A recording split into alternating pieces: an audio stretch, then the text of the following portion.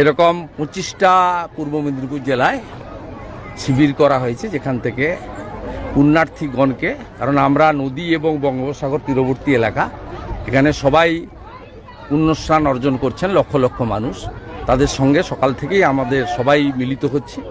এটা একটা আমাদের সনাতন হিন্দুদের বড় অনুষ্ঠান, আর এবারে বিশেষ মাত্রা পেয়েছে মহাকুম্ভ। আমি আপনাদের মাধ্যমে আমার নন্দীগ্রামের বিধানসভার জনগণকে বলবো, এর আগেও অযোধ্যার রাম মন্দির দর্শনে যারা সহযোগিতা চেয়েছিলেন আমি দিয়েছি, যাদের আর্থিক অবস্থা খারাপ।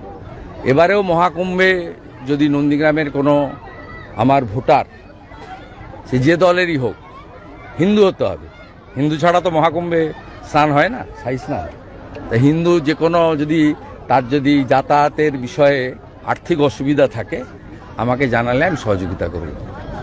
আমি এর আগে প্রায় 3000 3500 জনকে অযোধ্যার রাম মন্দির দর্শনে সাহায্য করেছি।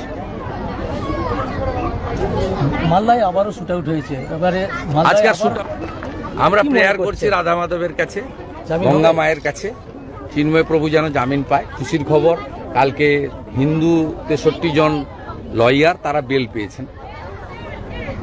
তাদের কোনো অপরাধ ছিল না, তারা কেবলমাত্র চিন্ময় কৃষ্ণ প্রভুর পক্ষে দাঁড়িয়েছিলেন বলে চট্টগ্রাম আদালতে তাদেরকে খুনের মামলা দেওয়া হয়েছে। তারা কালকে জামিন পেয়েছেন। আমি বিশ্বাস করি রাধা মাধবের অশেষ কৃপায় চিন্ময় কৃষ্ণ দাস প্রভু সুস্থ অবস্থায় জামিন পাবেন, আইনের বিধান প্রতিষ্ঠিত হবে, এটা আমি প্রার্থনা করব। আমাদের তো প্রার্থনা করা ছাড়া সরাসরি কিছু করার সুযোগ নেই। অপরাধ হত্যার মামলা হওয়া উচিত স্বাস্থ্যমন্ত্রী এবং স্বাস্থ্য সচিবের বিরুদ্ধে।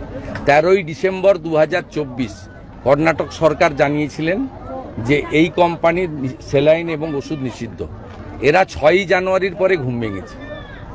এতদিনে কতজনের বিষ প্রয়োগ হয়ে গেছে, ও যারা বেঁচে আছেন তাদের তো সব কিডনিগুলো নষ্ট করে দিয়েছে। অত্যন্ত এই ক্ষমার অযোগ্য অপরাধ। এবং 13 তারিখ রাত্রিবেলায় সার্কুলার ইস্যু করা উচিত ছিল। আমি 13ই ডিসেম্বরের আগের কথা বলবো না, কারণ দে আর নট এক্সপার্ট। কিন্তু 13 তারিখ জানানোর পরে কেন করেননি? 13 তারিখ আর আজকের 14 তারিখ, এটা অনেক দিন। এটা টলারেবল নয়, এবং এটাকে ক্ষমা করাও যায় না, এটা ক্ষমার বাইরে। কারণ যারা অর্থ আছে, আমরাই তো প্রাইভেট জায়গায় দেখাই। মুখ্যমন্ত্রীর, স্বাস্থ্যমন্ত্রীর পুরো পরিবার বিদেশে চিকিৎসা করায়। কারা যায় হসপিটালে, কাদের স্যালাইন নিতে হয়,